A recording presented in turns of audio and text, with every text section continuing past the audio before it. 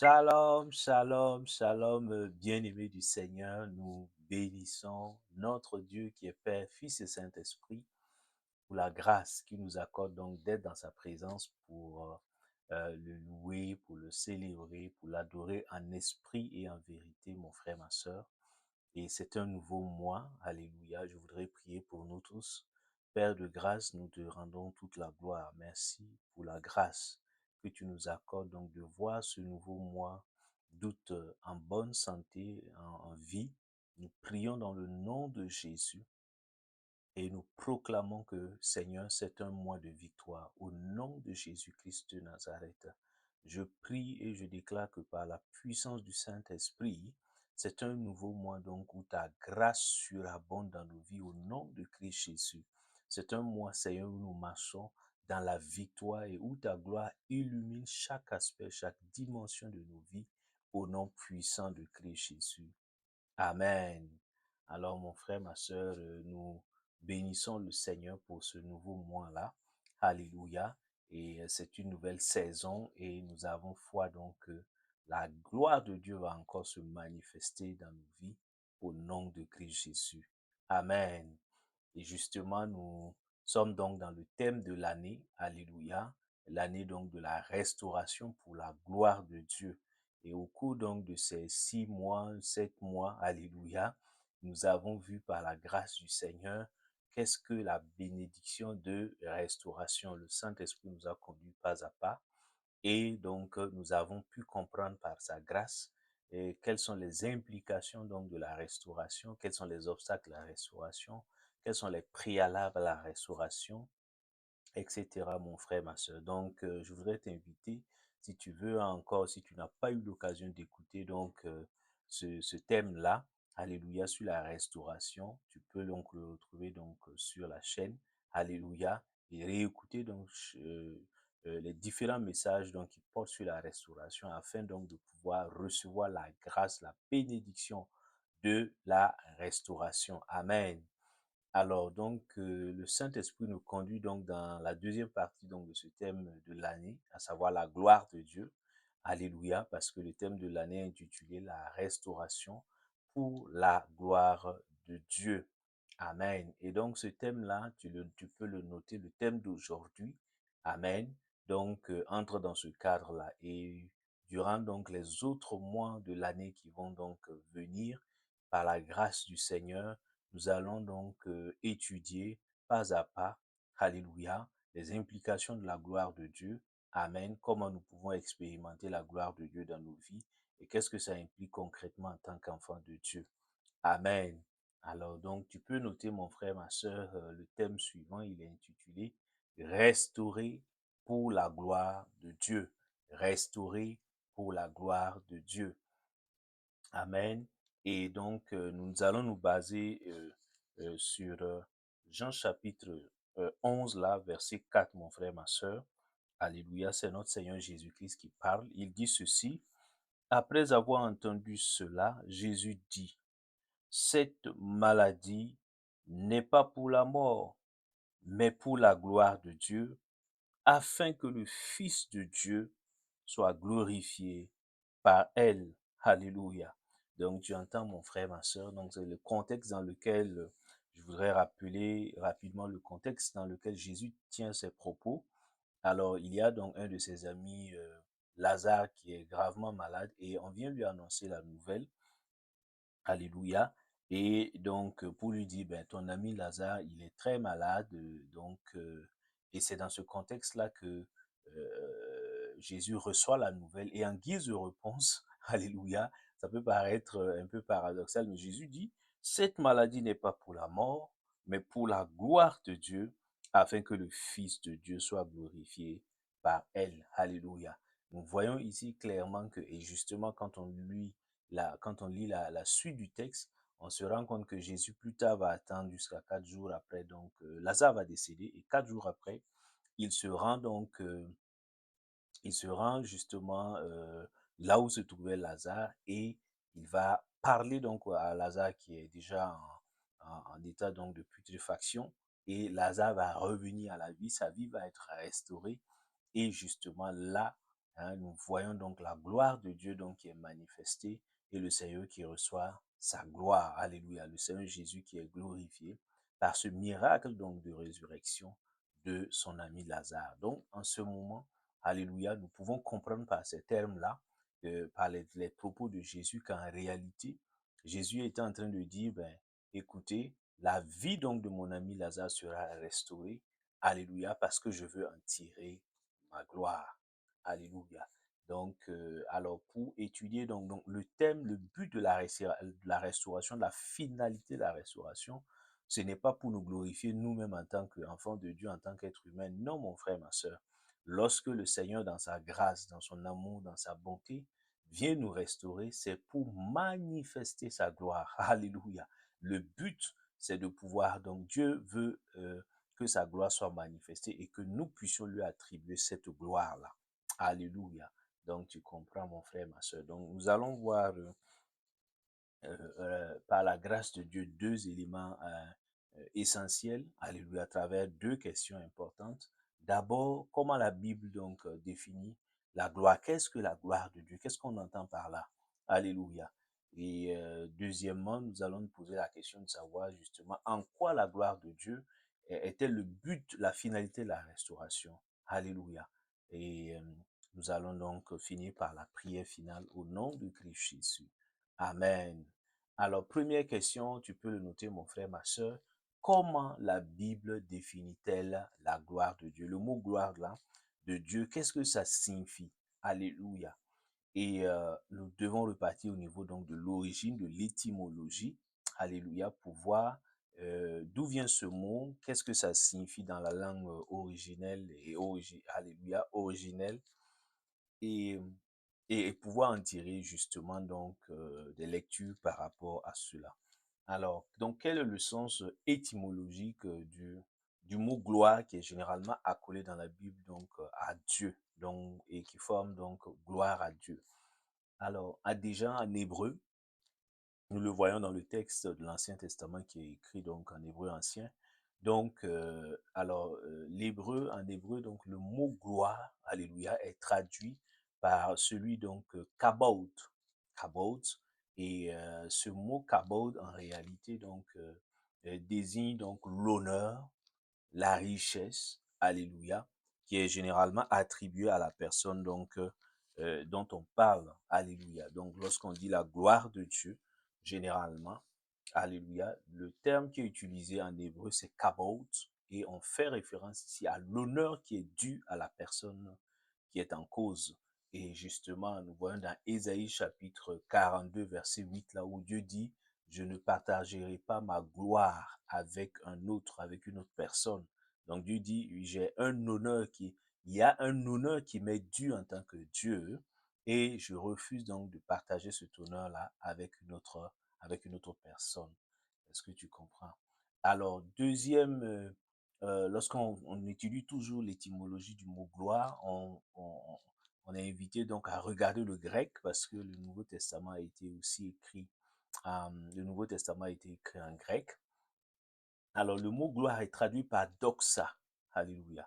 Donc, par doxa, et cela signifie, et ce mot donc renvoie un peu à l'éclat, à la splendeur, à la beauté éclatante. Alléluia. Et justement, c'est dans ce sens qu'il faut comprendre le psalmiste quand il dit dans le psaume 145, versets 11 à 12, là, il parle, et nous lisons donc psaume 145. Alléluia. Donc, David est en train de parler donc de la gloire de Dieu.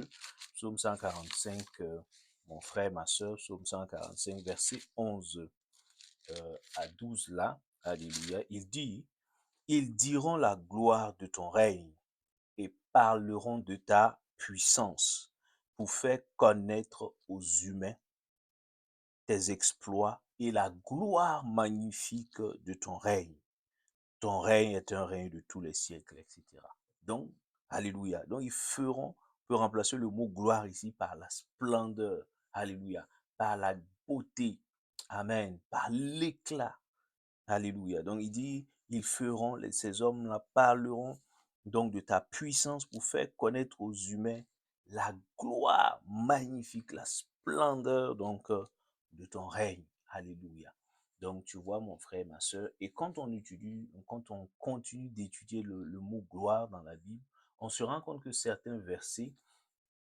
dans certains versets, justement, le mot gloire, ou le groupe de mots gloire de Dieu, là, fait référence ici à la puissance de Dieu. Nous le voyons dans Nom chapitre 14, verset 22. Alléluia. Lorsqu'on prend Nom chapitre 14, là, mon frère, ma soeur, Nom chapitre 14, verset 22. Donc Dieu parle ici en disant, mais je ferai éclater ma gloire. Nom chapitre 14, verset 22 dit, tous les hommes qui ont vu ma gloire et les signes que j'ai opérés en Égypte et dans le désert, qui m'ont tenté déjà 10 fois et qui n'ont pas écouté ma voix, etc. Donc, tous les hommes qui ont vu ma gloire, ici, qui ont vu ma puissance qui s'est traduite par l'accomplissement de merveilles, de miracles, de choses extraordinaires. Alléluia. Donc, le mot gloire ici, et dans d'autres contextes, peut signifier ici la puissance de Dieu qui est manifesté à travers donc des signes, des prodiges, des miracles, des merveilles. Alléluia. Et dans d'autres versets également, lorsqu'on étudie bien la Bible, on se rend compte que le mot gloire ou le groupe de mots gloire de Dieu là, alléluia, signifie ou fait référence à sa présence, la présence de Dieu. Alléluia. Et nous le voyons dans Exode chapitre 32, verset 22, Exode chapitre 34, verset 30, avec les cas de Moïse. Alléluia. Donc Dieu, Exode, donc mon frère, ma soeur, nous allons faire la lecture. Exode chapitre 33, pardon, Exode chapitre 33. Je fais rapidement la lecture. Verset 22, où nous voyons donc le mot gloire comme un synonyme de la présence de Dieu, la présence de Dieu. Exode chapitre 33, verset 22, qu'est-ce qu'il dit? Il dit, c'est l'Éternel Dieu qui parle, il dit, quand ma gloire passera, alléluia, je te mettrai dans un creux du rocher et je te couvrirai de ma main jusqu'à ce que j'ai passé. Alléluia. Donc là, c'est une réponse que Dieu donnait à Moïse qui souhaitait voir Dieu. Alléluia. Et Dieu lui dit, ben, je vais passer. Et quand ma gloire va passer ici, mais quand ma présence sera manifestée, je vais te protéger. Alléluia. Parce que si tu me vois face à face, il te sera difficile de rester vivant. Alléluia. Donc, tu vois, le mot gloire peut prendre également la signification de la présence de Dieu. Alléluia. Là, c'est Dieu lui-même qui dit, quand ma gloire passera, donc quand ma présence sera là, alléluia, tu pourras donc, je te couvrirai, alléluia, jusqu'à ce que j'ai passé. Donc tu comprends mon frère, ma soeur. Alors, quand on regarde, pour faire un résumé, de l'Ancien Testament jusqu'au Nouveau, le mot gloire ou le groupe de mots gloire de Dieu peut prendre plusieurs significations. Donc, quand on dit gloire de Dieu, cela renvoie certainement à la nature de Dieu, aux attributs de Dieu. Alléluia, les qualités fondamentales de Dieu. Amen, qui décrivent sa personnalité et sa personne. Et cela fait référence le mot gloire ici fait référence à la puissance de Dieu, à sa présence, à la beauté de Dieu, à la grandeur de Dieu, à l'honneur qui est dû à Dieu, à l'éternité de Dieu, etc., etc. Alléluia. Donc, cela dépend du contexte du verset. Il n'y a pas un sens prédéfini, standard pour tout. Donc, en fonction du contexte du verset, on pourra justement voir que dans tel verset, le mot gloire de Dieu signifie la présence de Dieu. Dans tel autre, cela signifie la beauté, la majesté, la grandeur de Dieu. Dans tel autre verset, cela signifie la puissance de Dieu, la force, la puissance de Dieu, etc. Donc tu comprends, mon frère, ma soeur. Alléluia. Je prie dans le nom de Jésus que le Seigneur nous aide à comprendre donc ce que signifie bibliquement, ce que signifie donc la gloire de Dieu, que nous ayons une bonne compréhension de cela au nom de Jésus, que nous puissions, au-delà de la compréhension, que ce soit sous forme de révélation ou de compréhension intellectuelle, que nous puissions expérimenter la gloire de Dieu au quotidien au nom de Jésus. Amen. Alors, nous continuons avec la deuxième grande question, mon frère, ma soeur. En quoi la gloire de Dieu est-elle la finalité de la restauration? En quoi la gloire de Dieu est-elle le but de la restauration? Donc, Dieu nous restaure parce qu'il veut justement manifester sa gloire. Parce qu'il veut qu'en manifestant sa gloire, nous puissions lui redonner gloire en disant, Seigneur, que toute la gloire te revienne parce que c'est toi le Dieu qui nous a restaurés. Amen. Et la Bible donc donne un certain nombre d'exemples illustratifs. Il y a tellement d'exemples, nous ne pourrons pas tous les examiner, mais nous allons en prendre 4 pour illustrer le fait que, alléluia, la gloire de Dieu est la finalité de la restauration. Si Dieu, dans son amour, dans sa grâce, dans sa compassion, nous restaure, c'est parce qu'il veut faire éclater sa gloire, c'est parce qu'il veut révéler sa gloire, c'est parce qu'il veut manifester sa gloire et il veut qu'on lui réattribue justement cette gloire-là à lui seul. Amen. Donc déjà, voyons avec les enfants d'Israël dans le Nouveau Testament, et tu peux donc à partir Exode chapitre 14, l'histoire des enfants, tu connais très bien, alléluia. Donc lorsque, alléluia, les enfants d'Israël vont en esclavage pendant des années et des années, donc plus de 400 ans en Égypte. Ils sont donc en esclavage, ils souffrent énormément, alléluia, et ils crient à Dieu. Et le Seigneur, donc, dans sa grâce, dans sa miséricorde, là, va choisir Moïse pour libérer les enfants d'Israël de cette souffrance, de cet esclavage-là, et de ces souffrances. Est-ce que tu comprends? Et ici, alléluia, donc ils étaient vraiment esclaves. Est-ce que tu comprends, mon frère, ma soeur? Donc, ils avaient perdu leur liberté, ils étaient dans les travaux forcés.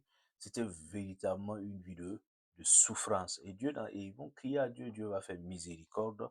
Amen. Et Dieu va utiliser donc son serviteur Moïse pour libérer les enfants d'Israël de la servitude en Égypte. Alléluia. Donc, tu connais très bien le contexte, tu connais très bien l'histoire. Ce qui va se passer, c'est que Pharaon va commencer à s'opposer. Lui-même va s'opposer donc à libérer, il va s'opposer au projet de Dieu. Plusieurs fois, Moïse va aller le négocier, mais il va dire non, moi je n'accepte pas. Et Dieu va utiliser, va manifester sa puissance avec donc les 10 plaies, donc en châtiant, en punissant donc Pharaon et l'Égypte, afin de contraindre Pharaon à libérer les enfants d'Israël. Donc, première plaie, premier châtiment, le Pharaon résiste, deuxième, etc., etc., jusqu'à la 10e plaie, avant donc que, quand le Pharaon va voir que et c'est vraiment Dieu qui est avec Moïse et le peuple d'Israël. Et il va comprendre que s'il ne laisse pas donc ce peuple-là partir, lui-même sa vie est en danger et en péril. Alléluia. Donc Dieu va manifester sa puissance à travers des choses extraordinaires. Alléluia. En frappant donc l'Égypte par les 10 plaies. Et justement, dans ce contexte-là, Exode chapitre 14, verset donc 4, que dit l'Éternel Dieu?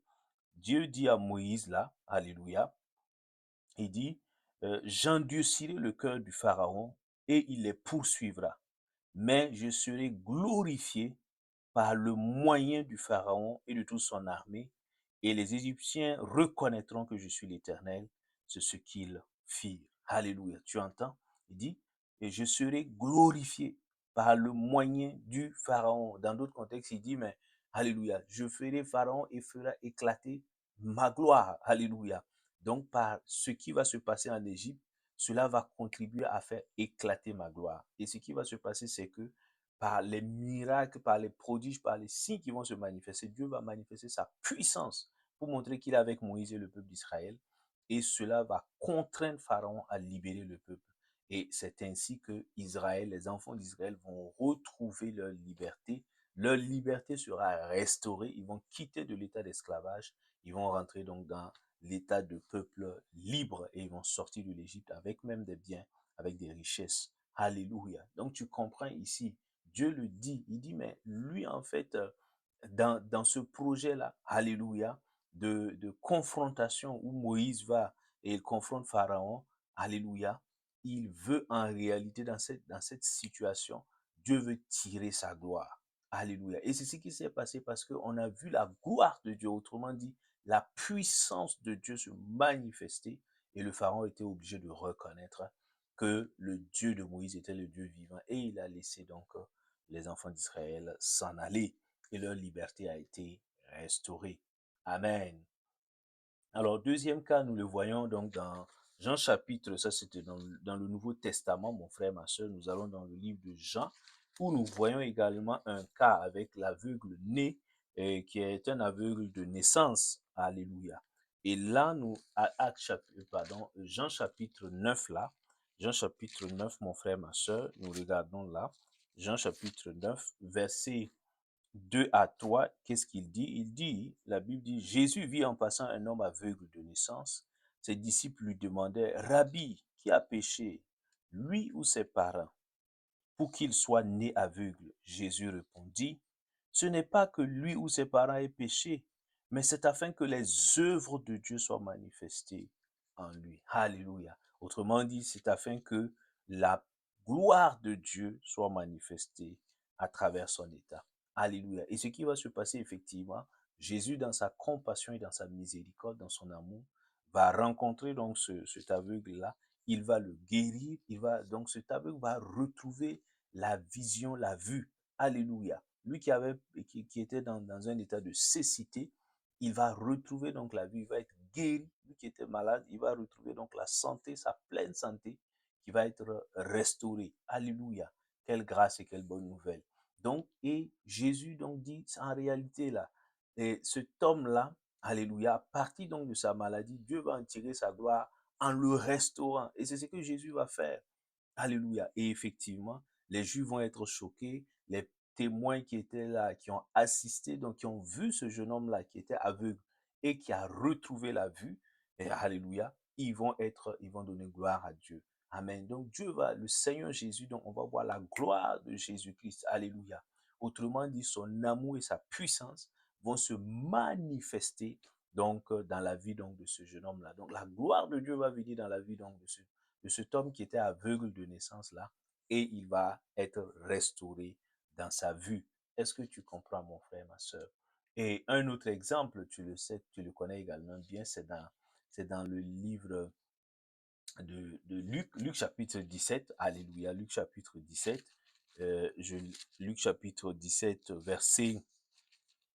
euh, verset 18, mon frère, ma soeur, Luc chapitre 17, verset 18. Et Jésus, donc, tu connais très bien également cette histoire de comment Jésus va rencontrer des lépreux, ils étaient un nombre de 10, alléluia, dont, dont un Samaritain et 9 Juifs, à partir de l'histoire qui est contée.